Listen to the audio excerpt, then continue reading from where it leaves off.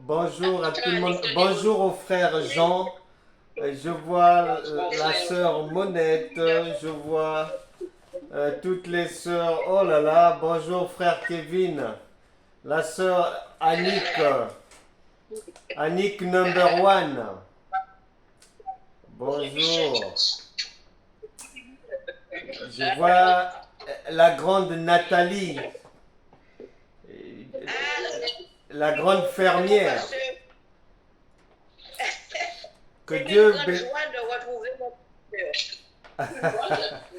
que Dieu bénisse tout le monde vraiment. C'est tout un plaisir toujours de nous retrouver autour de Dieu qui est sa parole pour toujours recevoir le meilleur de lui. Et on doit savoir que en ce qui vient de Dieu, mais comme une bonne maman, maman a tout pris chez Dieu. La main droite de Dieu, elle est comme la maman, elle fait du bien. Et la main gauche, elle est là pour reprendre l'enfant, pour donner des avertissements à l'enfant, des mises en garde et tout. Donc tout cet ensemble-là, c'est pour nous faire du bien. Et aujourd'hui encore, Dieu va nous faire du bien à travers son conseil, à travers peut-être ses réprimandes, ses réorientations, ses rappels, à travers sa consolation, son exhortation, son instruction. Tout cet ensemble-là manifeste l'amour de Dieu pour chacun de nous.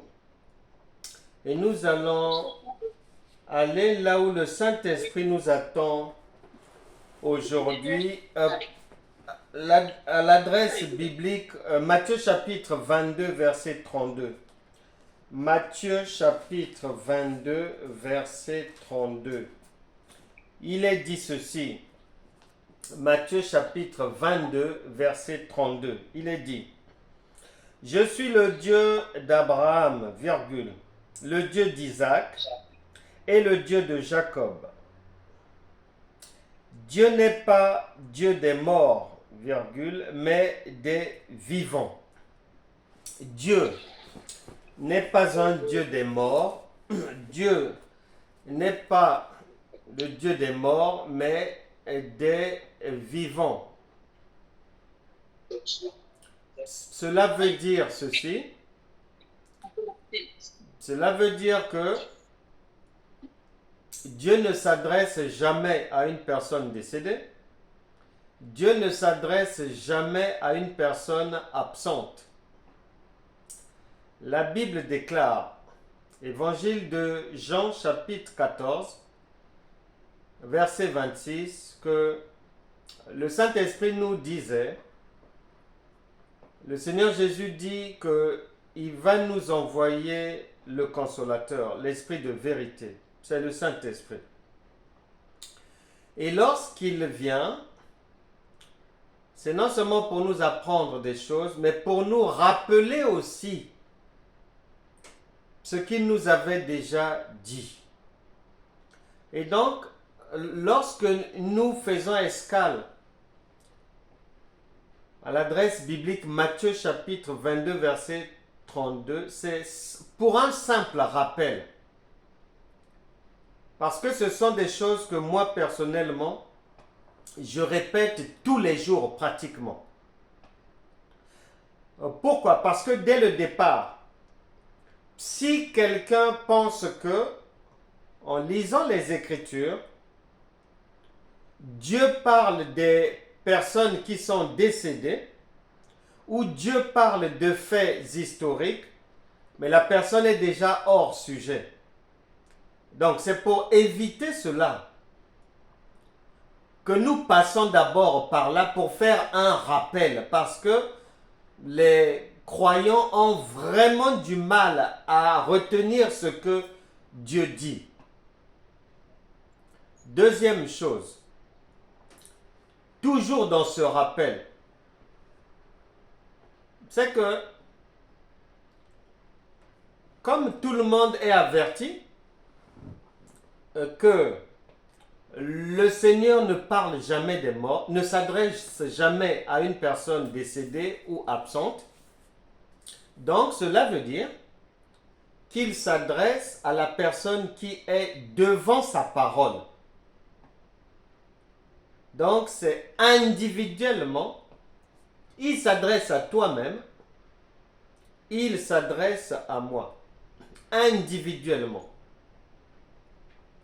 Ce n'est pas qu'il nous parle des gens qui sont déjà passés, qui sont morts, qui ne sont pas là, non. Dans ce rappel-là, nous devons bien retenir ceci et aller plus loin. Retenir bel et bien que lorsque Dieu parle à la personne présente, c'est réellement moi-même. Ce n'est pas une autre personne. Or, chez beaucoup d'enfants de Dieu, ils écoutent l'enseignement, elle est présente là, mais quand le prédicateur va expliquer quelque chose, la personne va dans ses pensées se dire, ah, ça c'est le frère Benoît. La situation qui est expliquée après, ah, ça c'est ma collègue du boulot, ouais, elle est toujours en colère. Ça c'est Brigitte, ça. On passe à une autre chose, on évolue, le Saint-Esprit est en train de parler. Ah, ça c'est ma tante, ça c'est ma... Il parle de ma tante. Non. Le Saint-Esprit parle à toi-même. C'est pas la voisine, c'est pas une collègue là-bas, c'est pas... Non, non, non, non, non, non. Et beaucoup d'enfants de Dieu sont comme ça. Donc ils sont là, la tête chargée de panier des visages des gens. Mais non. Et auxquels ils vont attribuer. Ah, telle parole c'est pour un tel. Ah, telle parole, ah, c'est la sœur un tel. Ah, ça c'est Olga. Oui, là je reconnais Michel. Oui, là. Non, non, non, non, non. Non. Non, non, non. Une personne dans un tel état d'esprit, dès le départ, elle n'est pas dans la foi. Elle est dans un caniveau là-bas. Ou dans une morgue là-bas peut-être. Et elle ne peut... Elle n'est pas avec nous. Elle n'est pas avec nous. Elle est peut-être dans une morgue spirituelle, où elle est là sans être là, elle entend sans entendre, elle voit sans voir. Le Saint-Esprit voudrait que l'on comprenne une bonne fois pour toutes que une maman s'adresse à son enfant d'abord et elle parle d'abord à son enfant avant de s'adresser à l'enfant du voisin, de la voisine ou à l'enfant du dehors. Donc, que chacun vraiment prête attention à ce qu'on entend lorsqu'on se retrouve autour du Seigneur et de sa parole, parce que la vie en dépend. Et aujourd'hui, le Saint-Esprit voudrait encore nous faire du bien. Je tiens à préciser, l'expression, la parole biblique qui dit que Dieu est esprit est riche de sens. Ça veut dire beaucoup, beaucoup, beaucoup de choses. Énormément de choses. Dieu est esprit veut dire, chez nous les hommes, nous considérons qu'une personne nous aime, elle a de bonnes pensées pour nous, elle est pour notre bien, lorsqu'elle fait seulement de bonnes choses pour nous. Elle nous donne de bonnes paroles. Elle nous offre des choses agréables. Elle nous partage des choses bien. Elle dit du bien de nous. Donc, si chez nous les hommes, On considère que quelqu'un qui m'aime, c'est quelqu'un seulement qui, me concernant, ne dit que du bien, ne fait que du bien, ne chante que le bien. La Bible déclare, Dieu est esprit, il n'est pas un homme. Donc, chez Dieu, l'amour de Dieu, ça n'a rien à voir avec les hommes. C'est comme une maman qui éduque son enfant.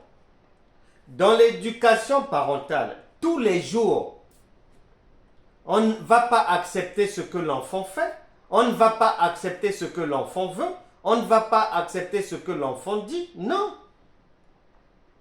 L'éducation des enfants se fait avec la carotte et le bâton. Tout le monde le sait, même les païens. Et la parole de Dieu dans Proverbe dit que un enfant qui veut réussir doit accepter la réprimande. Et que celui qui n'accepte pas la réprimande, c'est un insensé. C'est un insensé. Il n'a pas d'avenir. Donc, il faut bien savoir que l'amour de Dieu, ce n'est pas l'amour des hommes, non. Chez les hommes, dès que quelqu'un te dit quelque chose qui est contraire à ce que tu penses ou à ce que tu avais prévu, c'est un ennemi, c'est un adversaire, c'est Satan qui l'a envoyé. Le diable est derrière. Non, non, non, non. Non, on doit arrêter avec ces choses vraiment d'un autre âge. L'amour de Dieu se manifeste par le conseil de Dieu, les bénédictions, les réprimandes, les avertissements, les sanctions, la consolation, l'enseignement, l'instruction. C'est un admirable conseiller. Et dans tout ce package-là, c'est tout ce contenu qui va apporter la paix, la joie, le bonheur et la réussite. Donc, ce sont des choses à retenir une bonne fois pour toutes dans la vie. Que dans l'amour de Dieu, il y a aussi la réprimande. Il y a aussi la sanction divine. Il y a tout cela, puisque la maman le fait avec son enfant. Et c'est comme ça que, dans notre marche chrétienne, on est vraiment complètement déphasé de la pensée de Dieu. Dans la vie de tous les jours, dans l'éducation de nos enfants, nous leur donnons et le bien et le mal quand il faut les corriger, quand il faut sanctionner, quand il faut punir, quand il ne faut pas donner tel cadeau, il faut remettre ça à plus tard, quand il aura mieux travaillé, quand il sera plus... Nous pratiquons cela. Mais devenu adulte, lorsque quelqu'un va nous dire non, non, non, ça c'est pas bon, ou bien on nous refuse quelque chose, ah, ça c'est Satan, le diable est là-bas, on me combat, je suis combattu, j'ai des épreuves, le diable ne me lâche pas, non, ça va pas. Ça va pas. Et on déraisonne comme ça, alors que les choses sont simples. Ce sont des choses, la pensée de Dieu, nous la pratiquons tous les jours, dans la vie de tous les jours. L'homme pratique la pensée divine. Malheureusement, lorsqu'on prend maintenant une Bible, on l'ouvre et on commence à parler du Dieu Tout-Puissant et de comment est-ce qu'on marche avec lui, ce que nous pratiquons tous les jours, là, ça calme maintenant. On vient rajouter des choses, on alourdit, on se complique la vie. Un brouillamini total. Alors que les choses sont très simples, puisque nous les pratiquons déjà. La Bible déclare que ce ne sont pas de nouvelles choses que Dieu nous demande de faire, non. Ce sont des choses que l'on connaît et que nous pratiquons tous les jours. Simplement. Mais on se complique la vie. Hier, je suis entré très heureux. J'étais très content vraiment de ma journée d'hier. Il y a un frère, il m'avait demandé d'aller voir un couple. Parce que ce couple avait des problèmes. Et donc, hier, on est parti voir ce couple pour que je puisse les aider à résoudre leurs problèmes. Arrivé là-bas, j'ai donné la parole au mari. Le mari a parlé. Après le mari, j'ai donné la parole à madame. Et madame aussi a parlé. Les deux, le couple, ils n'ont pas moins de 80 années. 82, 83, les deux.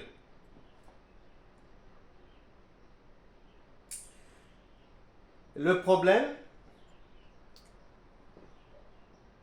le mari dit que ma femme et moi, nous nous entendons bien. Moi, je m'attendais à ce que ça soit des problèmes habituels de couple. Mais ce n'était pas ça. Ils avaient des divergences au sujet de la compréhension de la parole. J'étais très étonné. Et le monsieur dit non. Notre problème ici, c'est au niveau des Écritures. Tellement qu'on a des incompréhensions avec ma femme parce qu'elle se complique la vie et elle complique Dieu. Des fois, quand je l'écoutais, j'avais l'impression que je parlais à travers lui. J'étais très étonné. Et il dira que, avant que je n'arrive chez eux hier, ça faisait plusieurs semaines. Il priait, il a dit, Seigneur, envoie-nous quelqu'un qui va venir tirer au clair la divergence entre ma femme et moi. Envoie-nous un homme de Dieu, envoie-nous quelqu'un. Et hier donc, Dieu a exaucé son vœu. Et le monsieur explique que j'ai expliqué à ma femme que le Dieu que nous avons décidé de suivre, c'est un Dieu qui est très simple. Il n'est pas compliqué. Il ne nous demande pas de faire des choses compliquées. Tout est dans la simplicité divine. Mais ma femme a du mal à comprendre ça. Je lui dis non, ne complique pas. Une fois que nous devenons enfants de Dieu, comme nous marchons avec Dieu, il y a des choses, ça ne nous regarde plus. Notre vie est entre les mains du Seigneur et on avance tranquillement sans nous occuper de ce qui peut bouger à droite ou à gauche. Lorsqu'il a fini, madame prend la parole. Je demande à madame, mais pourtant, votre mari a exposé la manière dont il reçoit le Seigneur, dont il marche avec lui, et il vient d'expliquer que c'est dans une simplicité la plus banale. Et je dis à la femme, mais pourquoi est-ce que vous n'êtes pas d'accord avec votre mari? Qu'est-ce qui vous pousse à croire à autre chose? Elle va dire, la quand je l'ai écouté, je crois que spirituellement, mes cheveux ont dû pousser. Je l'entends, madame prend la parole. Elle s'appelle madame Fontaine. Elle prend la parole, madame Fontaine, pour dire oui, ce que mon mari dit, c'est vrai, je reconnais pour partie que c'est vrai. Tout ce qu'il dit, c'est vrai. Dieu a tout fait simple. Mais le diable nous met les bâtons dans les roues. Elle n'avait pas fini sa phrase. J'entends le mari sur ma gauche dire « Mais il n'est nulle part, ne le vois pas, il n'est pas Dieu !» Et la femme qui poursuit que non, le diable nous met des bâtons dans les roues. Il nous attaque, il m'attaque.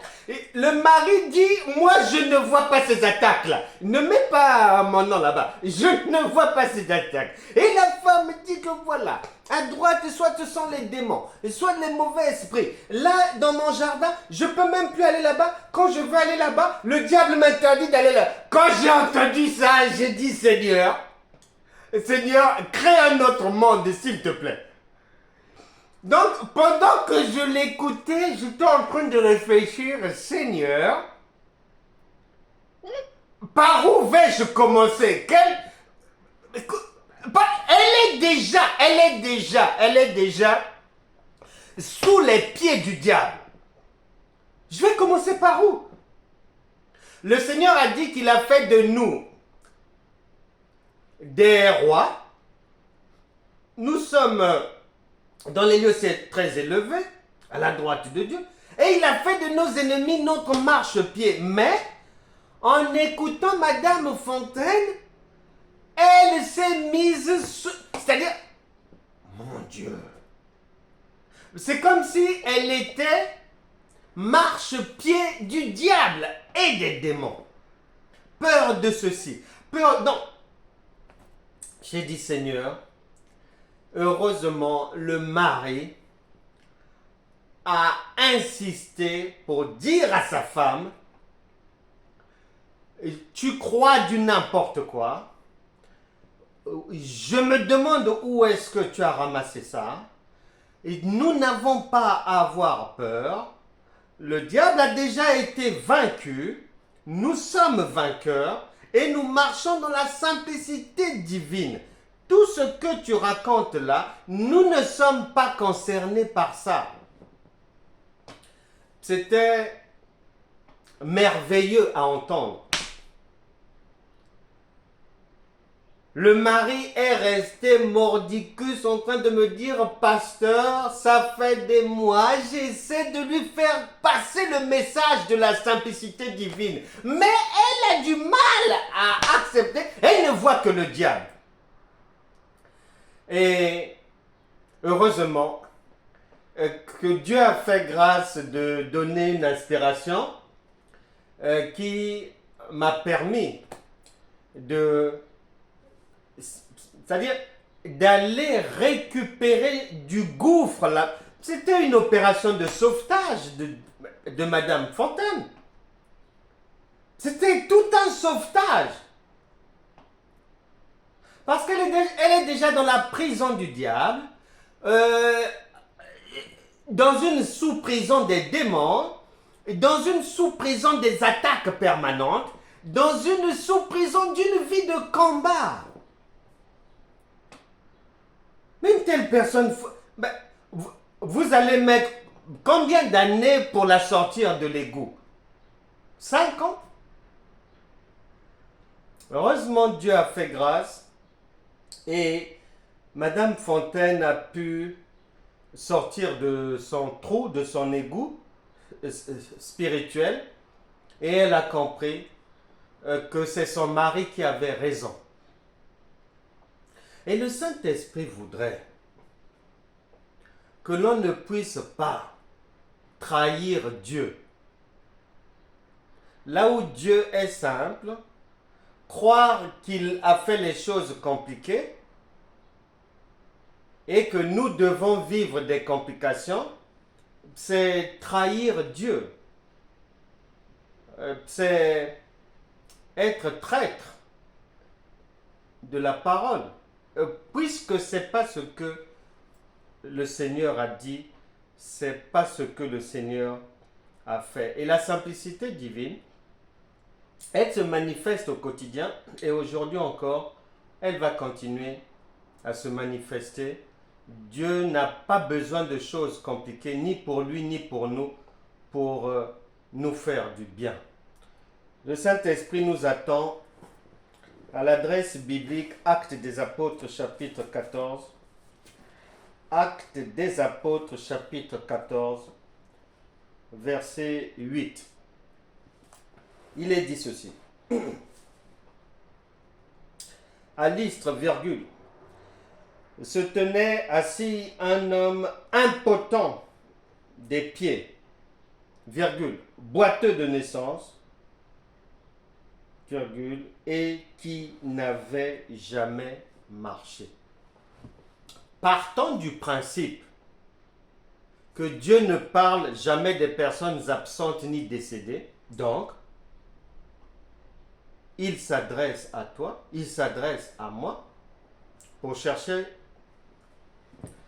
à savoir, pour nous conduire à nous examiner sur quels sont les problèmes enracinés de la vie, pour nous amener à la réflexion, à nous examiner. Le Saint-Esprit nous fait passer par l'expérience de cet homme qui aujourd'hui est toi, aujourd'hui est moi, et il est dit qu'il était impotent des pieds, boiteux de naissance, boiteux.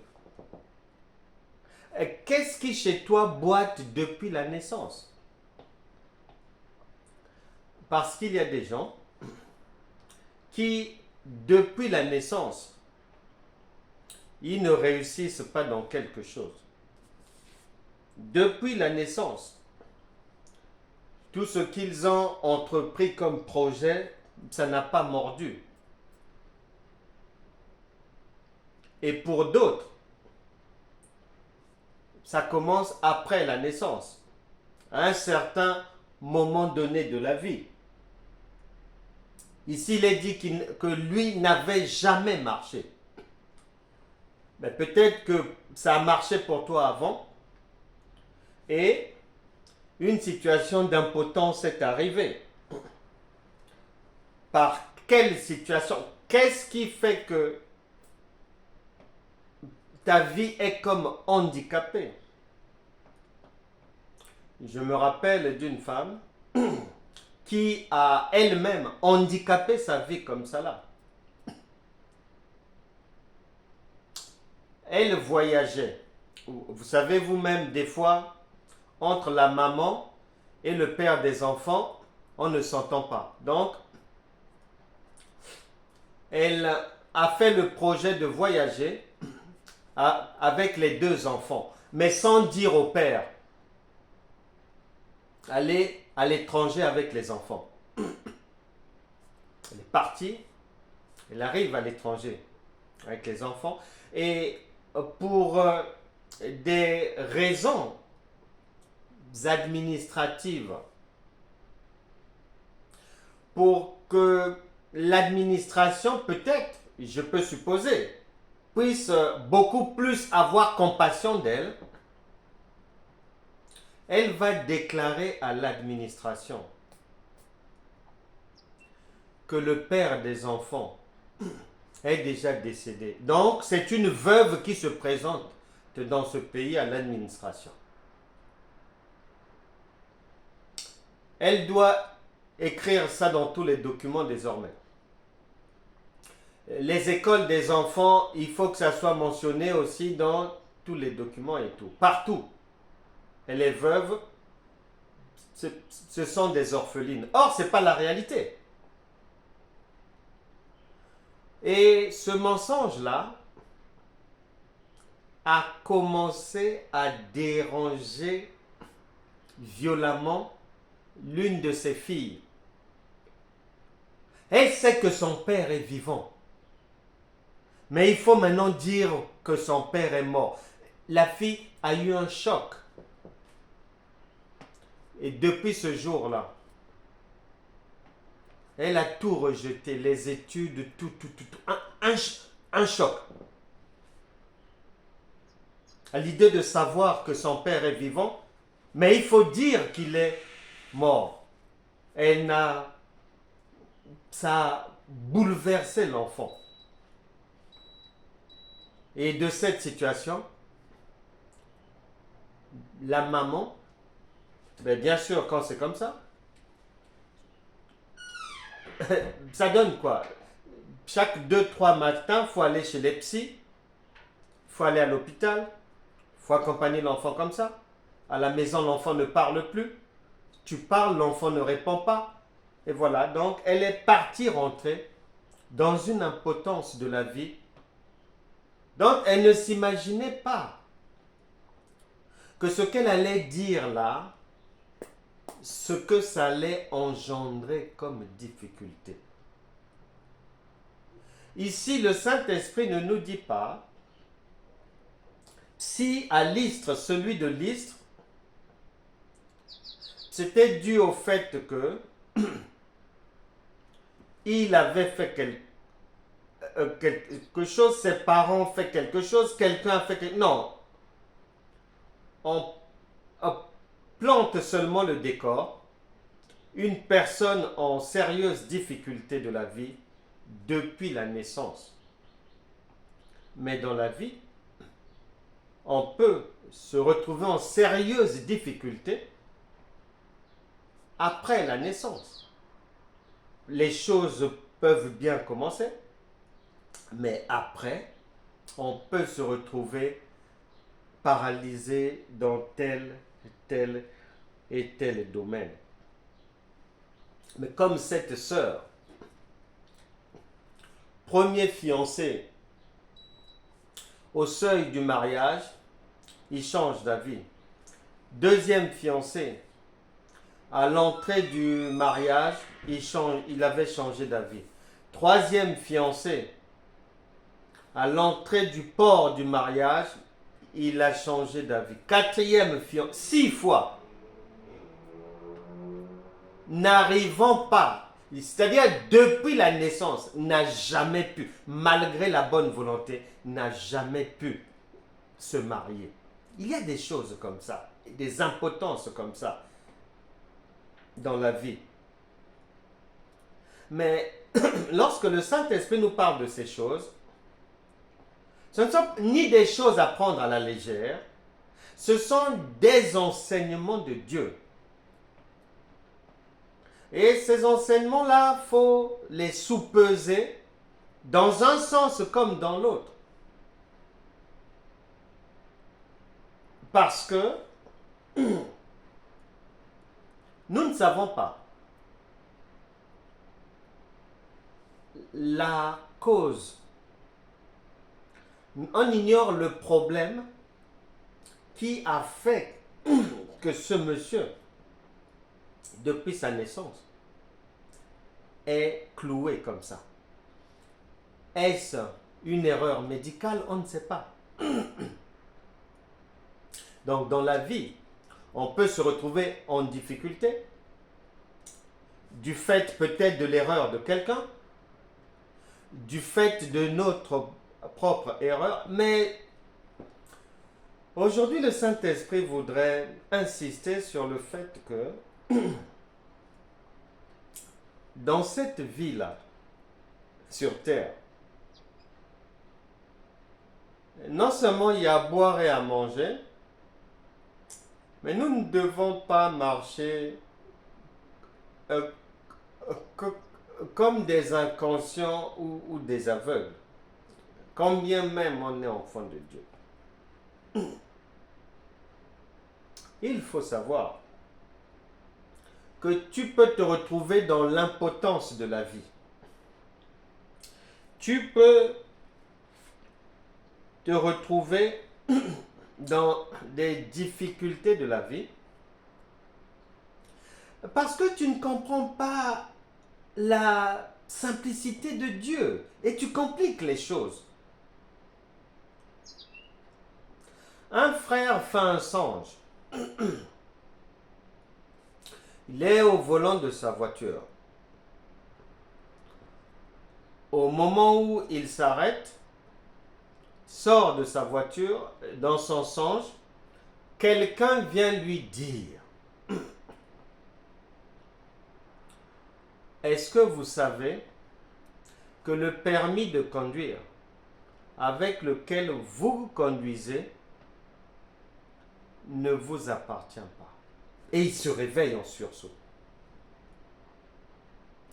Malheureusement, quand c'est comme ça, immédiatement, pour la plupart des chrétiens, la plupart des chrétiens qui ont fait l'école de Satan, la plupart des chrétiens à qui on a parlé de la démonologie, du combat spirituel, des épreuves de la vie, des attaques sataniques, immédiatement quand c'est comme ça, la personne se lève directement. Le parlant en langue est balancé directement et on déclare la guerre à Satan. On envoie des flèches là-bas au nom de Jésus. Non, je récupère mon permis. Blablabla, blablabla. Non, allez, prenez une grenade, ceci, cela. Immédiatement.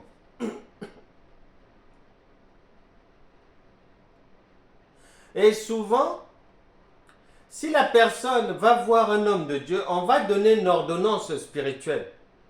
On va inscrire la personne à la future séance de délivrance. Il y a une ordonnance spirituelle en bonne et due forme. Il faut prier tant de jours. Il faut mettre l'huile sur la tête. Il faut prier de telle heure à telle heure. On rentre dans des choses trop compliquées. Pour rien. Alors qu'en réalité, comme Dieu fait tantôt d'une manière, tantôt d'une autre, et que la sagesse de Dieu est infiniment variée, il vient simplement dire à la personne: bien-aimé, tu as un problème spirituel identitaire que tu n'as pas encore réglé. Il faut le régler.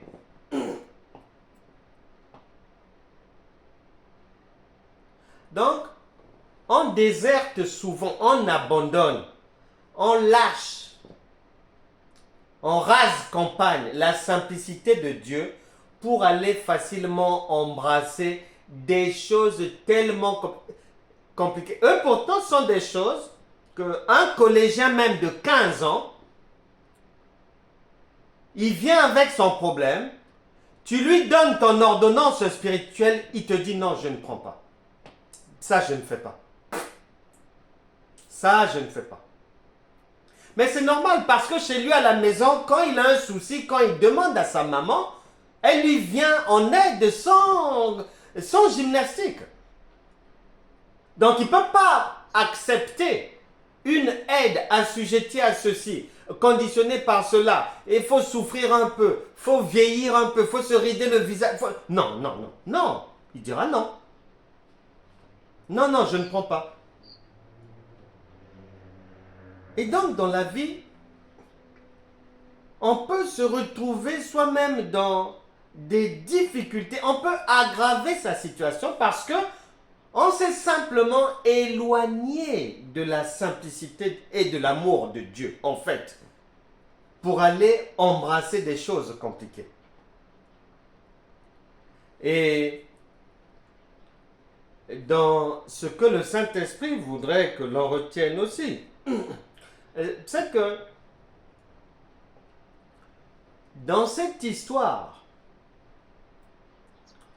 de la compréhension de ce qui m'arrive, de l'analyse des difficultés de la vie,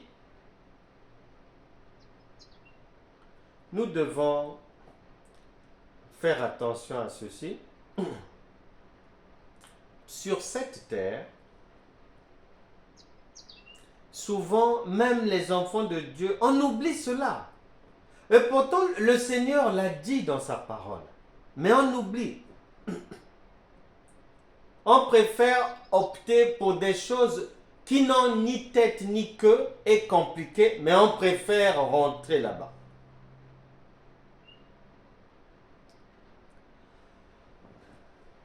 Sur terre ici, tu peux manifester l'amour. Tu peux faire le bien. Mais récolter le contraire de ce que tu attends. Chacun doit le savoir aussi. Il est dit qu'un homme averti en vaut deux, mais on oublie souvent cela. Tu peux partir d'une bonne intention et au final te retrouver dans des problèmes que tu n'as pas cherché, que tu n'as pas désiré, que tu n'as pas voulu. Un jour, j'ai suivi un documentaire d'une dame.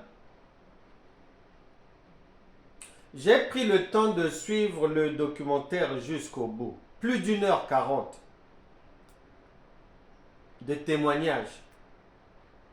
Et il est difficile que quelqu'un suive son témoignage de cette dame et ne verse pas, ne fût-ce qu'une larme. C'est difficile. Elle était dans la vingtaine lorsque le père de ses enfants l'a abandonnée, avec 4 enfants. Elle doit se débrouiller seule. Elle essaie de se battre dans le commerce. Dieu fait grâce, son commerce avance, son commerce prospère.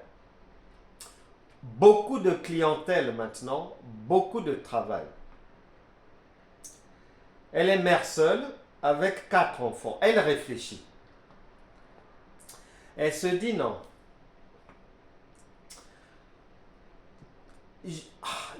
S'occuper des fournisseurs, la clientèle, ouvrir les boutiques, ceci, cela, s'occuper du personnel, les enfants, la scolarité, cela, ça ne tiendra pas. Ce que je vais faire, je vais envoyer, elle était en Afrique, elle décide d'envoyer ses 4 enfants étudier en Europe et elle subvient facilement à leurs besoins puisque elle a prospéré. Dans son projet en tant que mère, le cœur de la maman, elle a fait le projet suivant, que elle envoie ses enfants en Europe, elle finance les études et tout, et lorsqu'elle va prendre sa retraite, elle rejoindra ses enfants et petits-fils pour profiter avec la famille de sa retraite et du restant des années de son pèlerinage terrestre. Les enfants étudient, les années passent. Lorsqu'elle rejoint les enfants définitivement, elle a la soixantaine passée.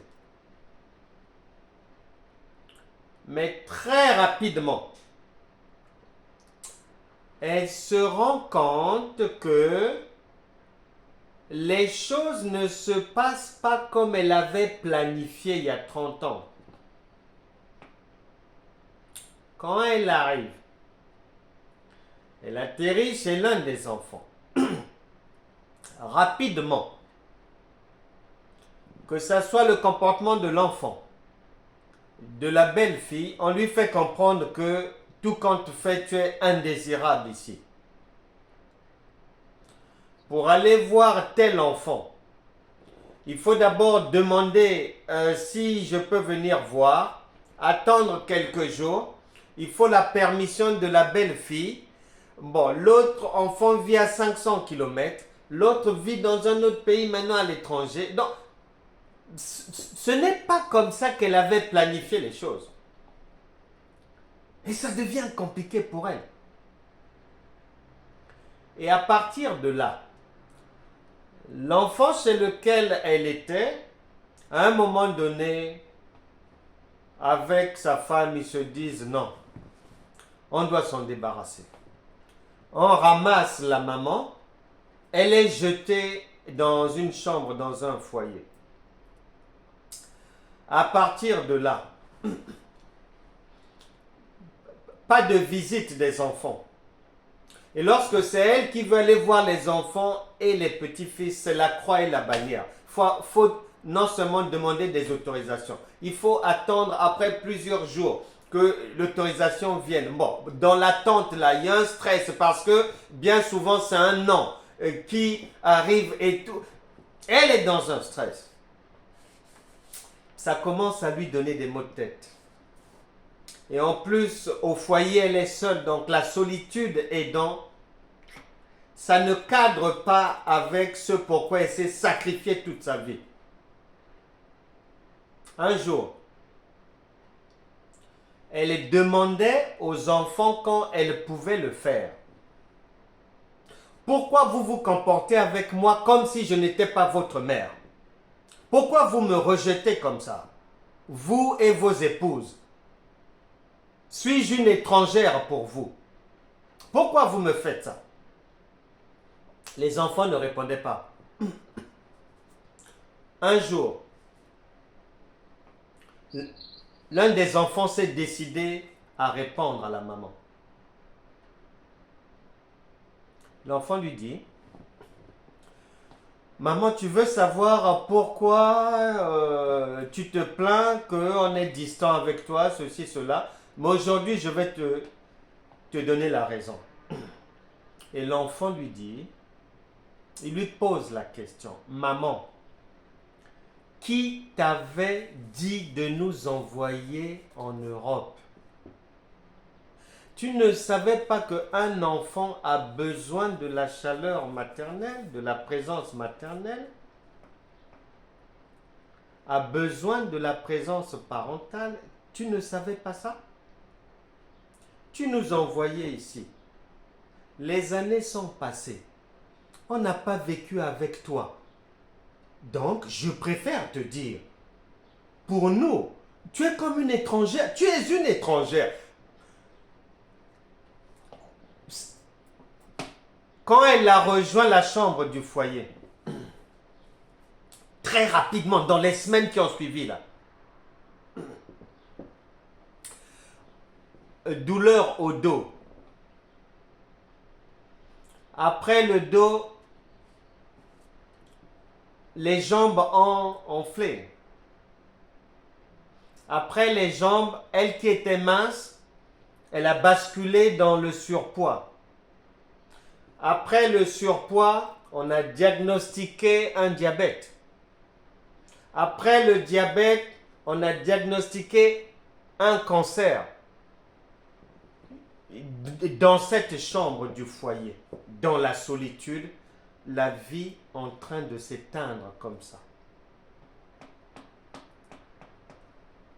En totale opposition, contradiction avec tout ce qu'elle avait planifié par amour pour ses enfants.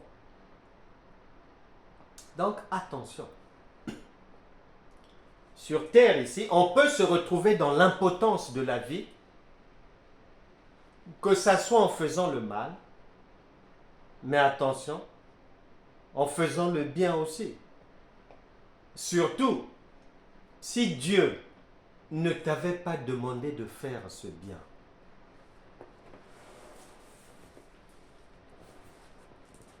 Il est écrit que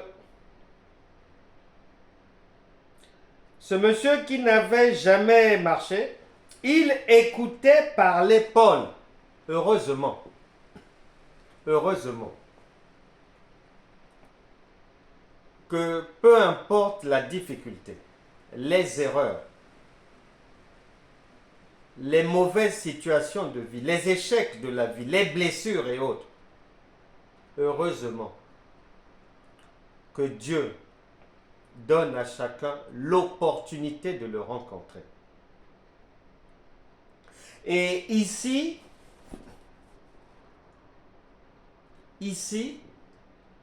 ce monsieur fait ce que la plupart des chrétiens ne font pas. L'écoute. Il écoute attentivement l'homme de Dieu. Il écoute.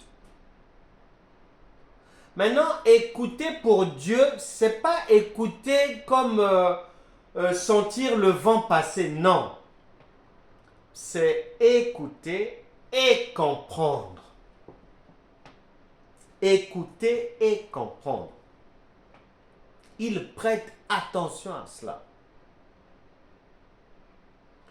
Ce n'est pas une écoute frivole, agitée. Oui, ma soeur, Dieu va te bénir. Oui, j'ai dit, je prophétise au nom de Jésus. Tu te maries dans 2 mois. Oui, toi, tu seras riche au nom de Jésus. Oui, can I prophesy? Yes, prophesy, man of God. Non, non, non, non, non, non. Non. Ça, ce sont des exercices de motivation qu'on a fait rentrer dans le corps de Christ. C'est pas la parole. Ce sont des exercices de motivation que beaucoup considèrent comme faussement, aveuglement, comme étant la parole, la prédication de la parole de Dieu. Non, la prédication de la parole, elle se fait de manière... Dieu n'est pas agité. Un enseignant, Jésus est un enseignant. Un enseignant, lorsqu'il enseigne, c'est dans le calme. Parce que l'objectif, c'est que ceux qui écoutent comprennent. Mais on ne peut pas comprendre dans le bruit.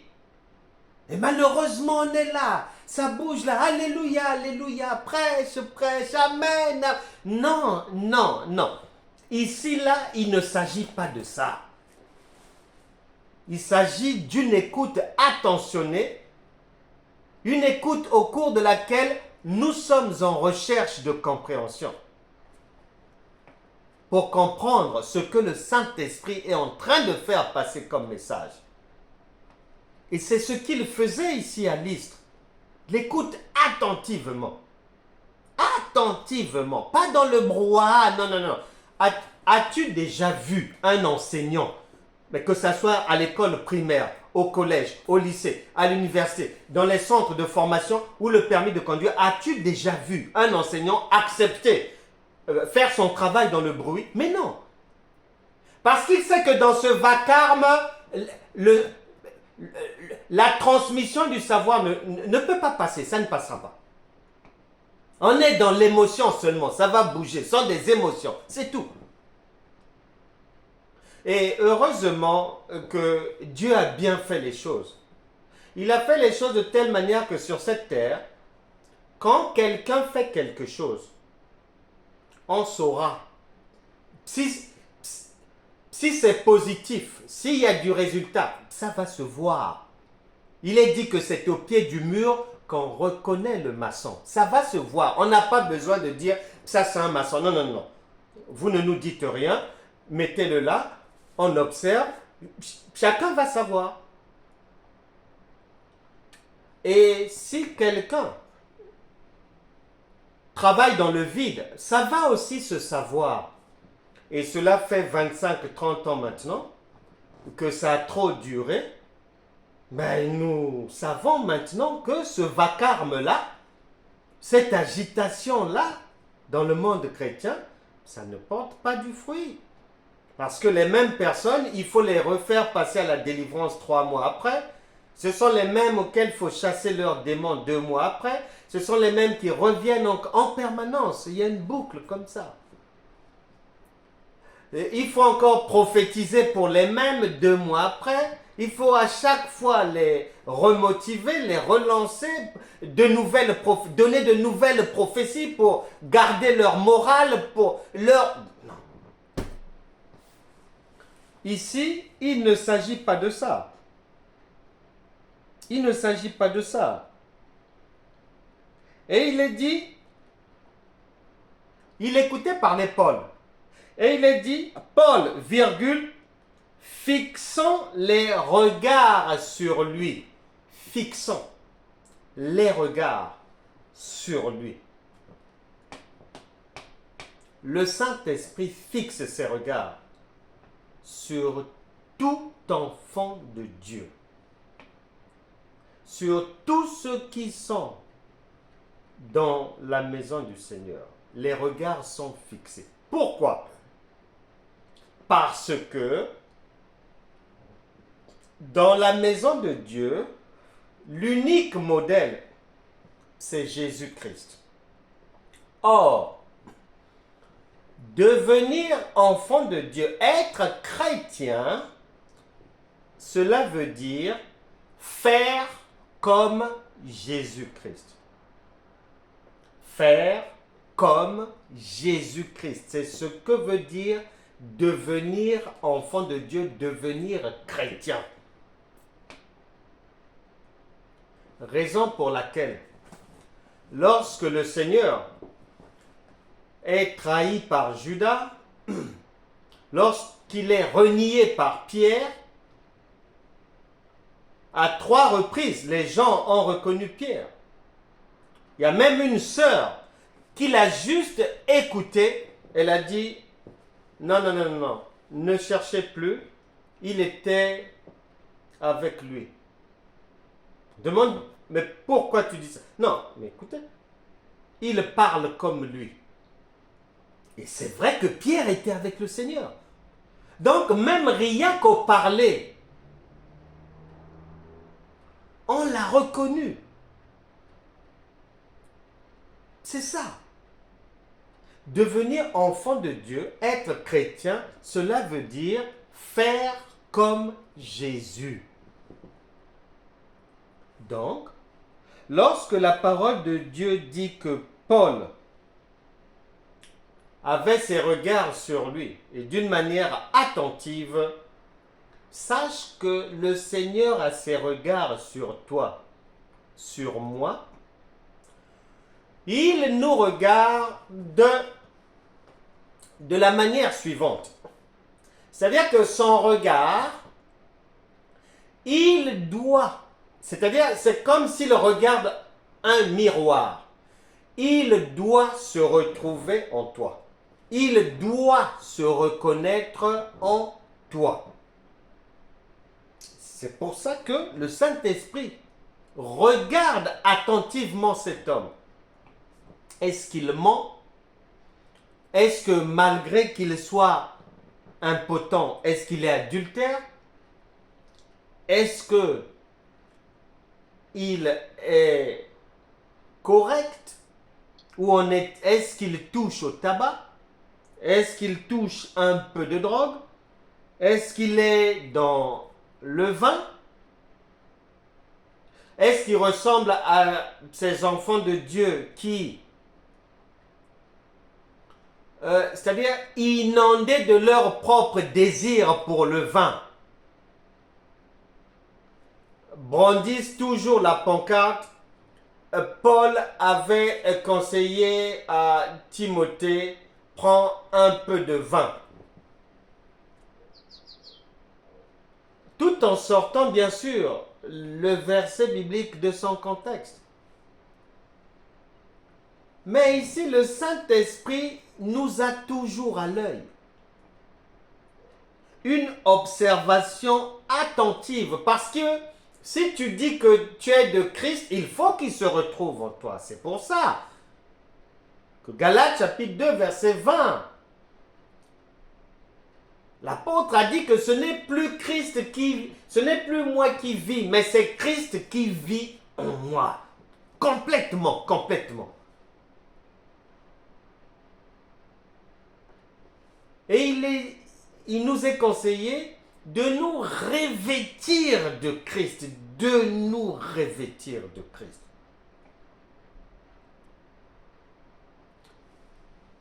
Le Saint-Esprit tient à réellement se retrouver en toi, à s'identifier en toi. Maintenant, qu'est-ce qui se passe dans la réalité? Beaucoup sont en déphasage, en contradiction, marchent en opposition. Lui, il fume, mais le Seigneur Jésus, lui, ne fume pas. Il s'empiffre d'alcool. Le Seigneur, lui, ne peut pas être saoul. La Bible déclare dans Amos chapitre 3, verset 3, est-ce que deux hommes peuvent marcher ensemble sans au préalable s'être entendus? Ça ne peut pas marcher. Lui, il est adultère. Le Seigneur n'est pas adultère. Ils vont commencer par cheminer par où? Et cet adultère-là, s'il prie, s'il jeûne, à quoi s'attend-il?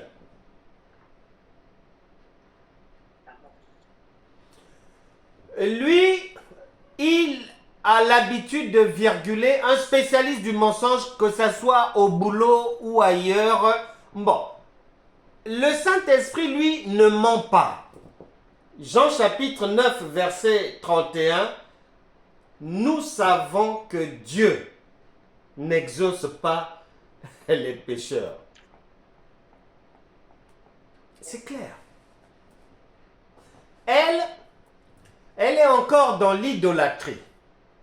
Elle se déplace encore, mais c'est comme...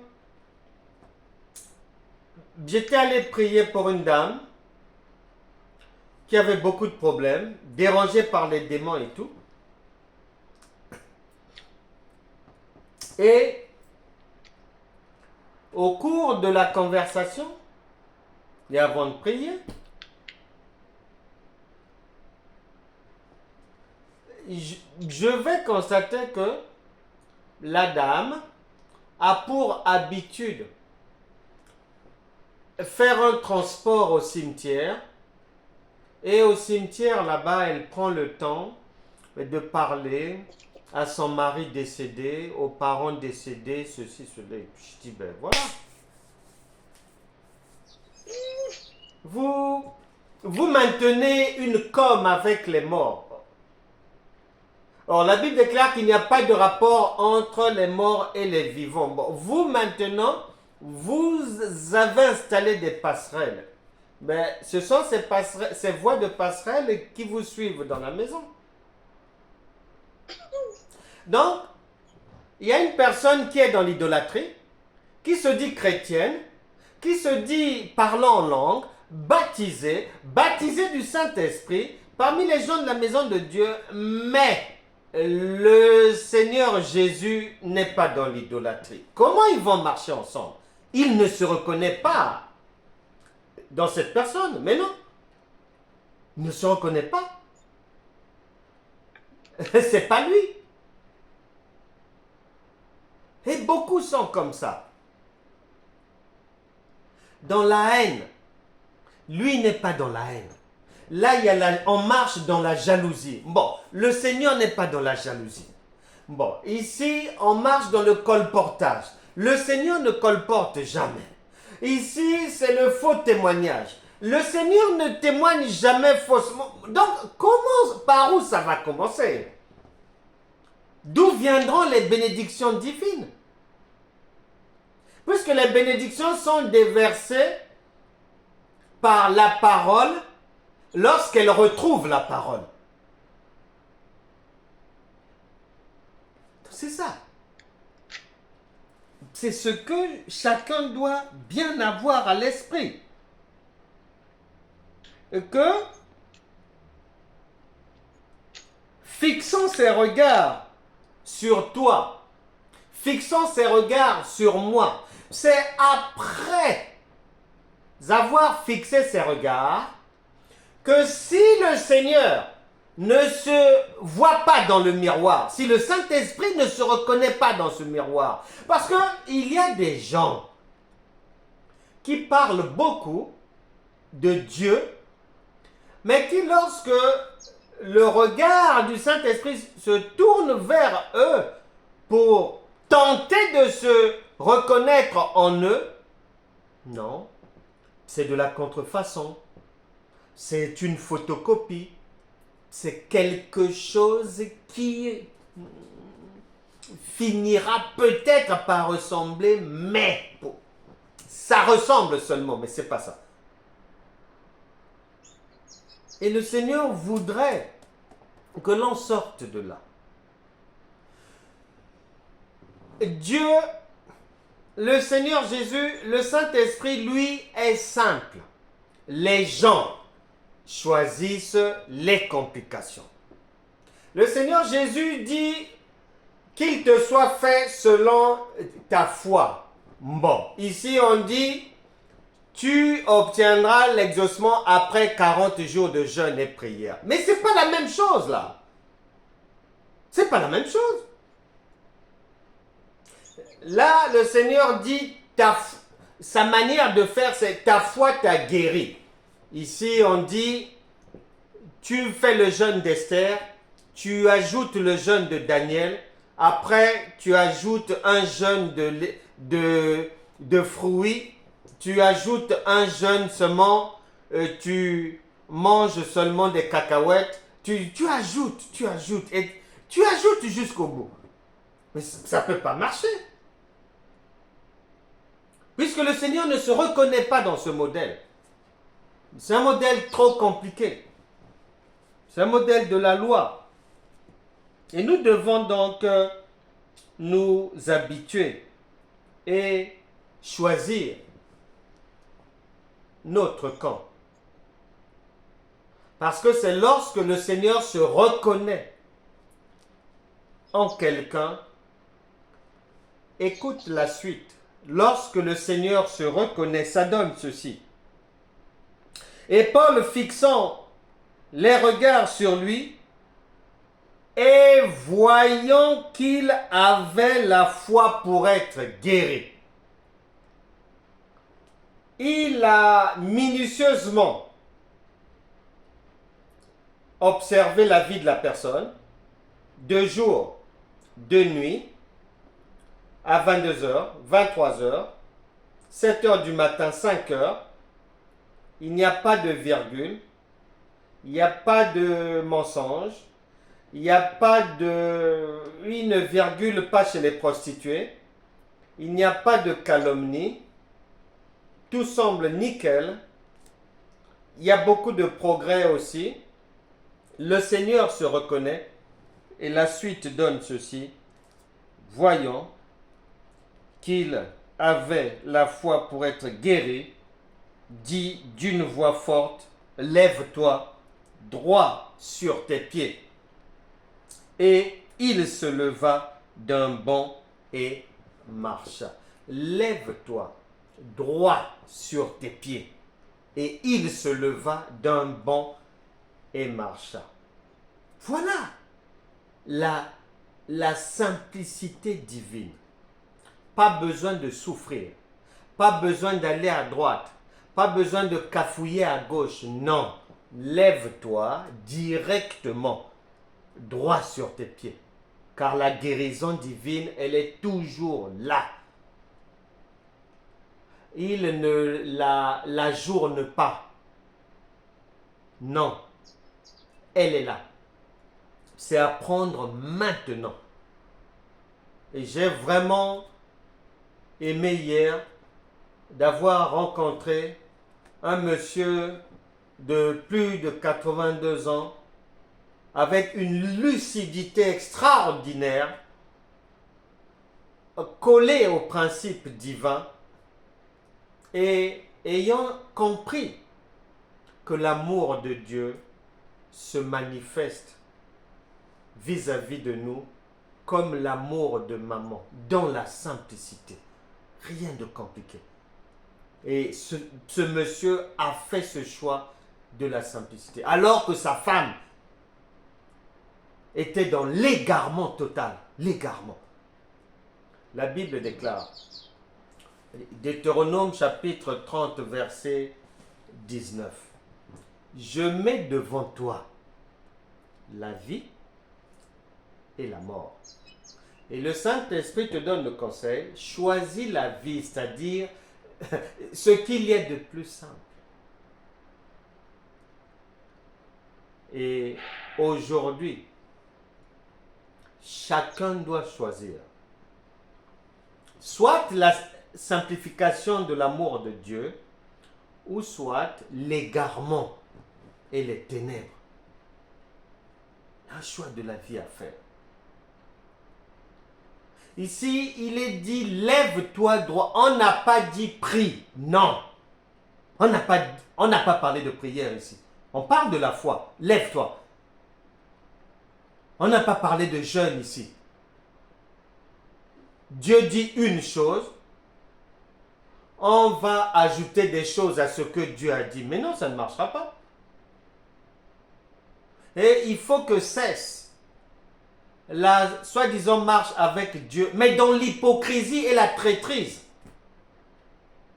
On veut faire croire à Dieu qu'on est avec lui, on est fidèle, on pratique ce qu'il nous demande de faire. Mais en fait, dans la réalité, dans la pratique, on fait Dieu menteur. On rajoute des choses, on invente d'autres choses et on veut emmener ça en jeûne et prière, pensant que le Tout-Puissant va venir rentrer dans des bêtises, dans des inventions, dans du bricolage, dans de la mécanique chrétienne. Mais non, mais non. Il ne le fera pas. Donc, il y a un choix à faire aujourd'hui. Et ce monsieur Fontaine, a fait son choix depuis. Fini les complications. Fini de croire aux mensonges du diable. Fini d'écouter des évangiles qui n'ont ni tête ni queue, qui ne veulent rien dire d'ailleurs.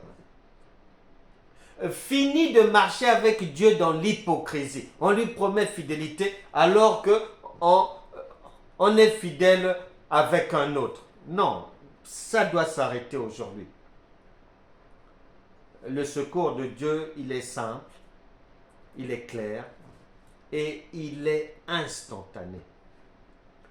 C'est aujourd'hui que tu dois choisir ta route. Parce que M. Fontaine a fait son choix.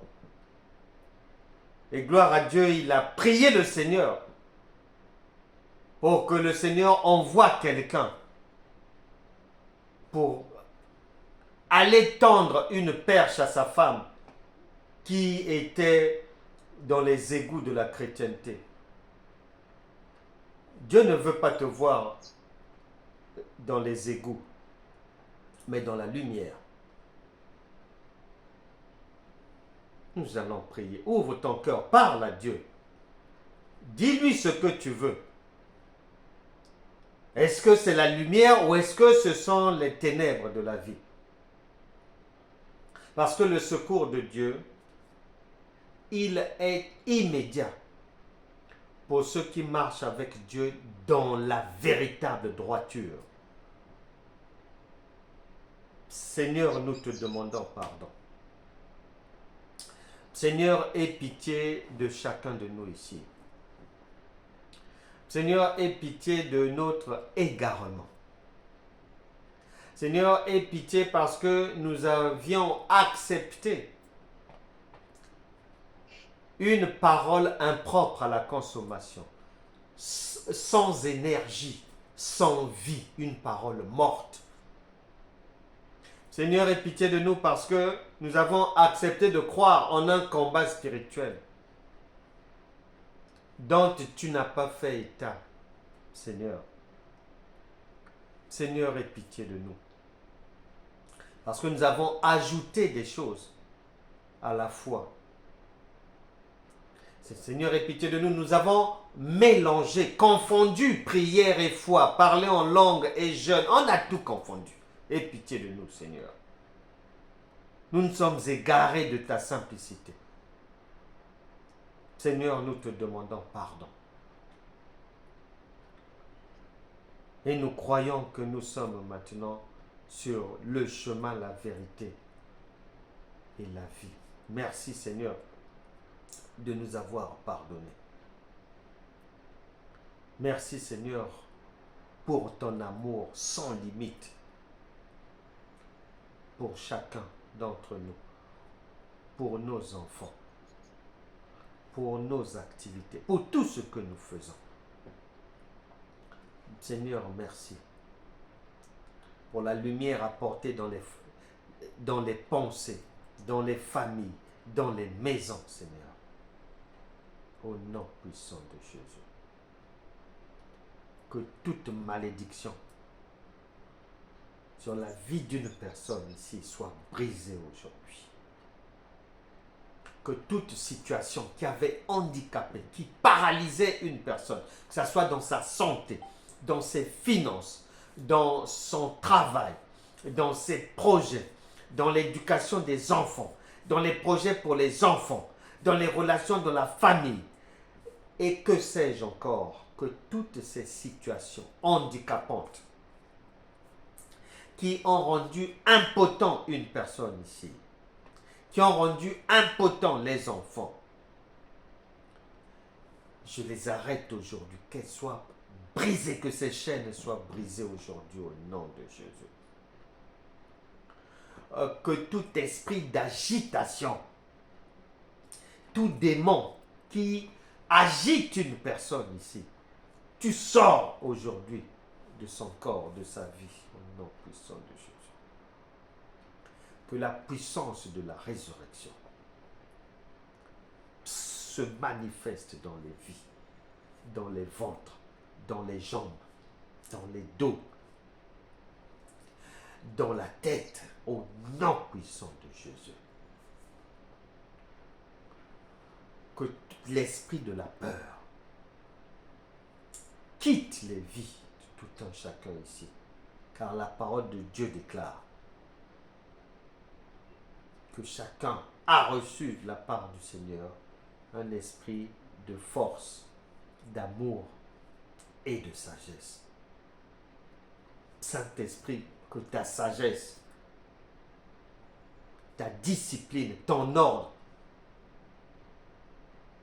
deviennent le partage de ma soeur, de mon frère. Que l'écoute de la parole soit désormais autre chose dans leur vie. Non pas une écoute vaine, non pas une écoute sans écoute en fait, mais une écoute intelligente.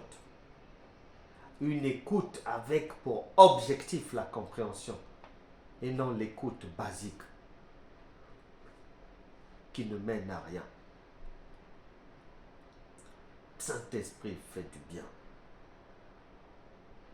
Que tout projet bénéfique dans le cœur d'une personne qui pourrait au final se tourner contre la personne, comme cette maman qui a pleuré après 30 ans de travail pour ses enfants. Au nom puissant de Jésus, Saint-Esprit, agis pour que cela n'arrive pas à quelqu'un ici. Change les choses s'il le faut. Interviens à temps, avant qu'il ne soit trop tard, Seigneur. Au nom puissant de Jésus. Que toute maladie quitte les corps. Que toute situation qui était impossible, humainement, insurmontable, et là où l'hôpital avait dit c'est fini, au nom puissant de Jésus, là où l'administration avait donné un rejet, un refus, dit définitif, au nom puissant de Jésus, que ces situations ressuscitent, que les aveugles voient, que les sourds entendent, que les muets parlent, que les démons quittent les corps, que toute personne malade soit guérie, au nom puissant de Jésus. Amen.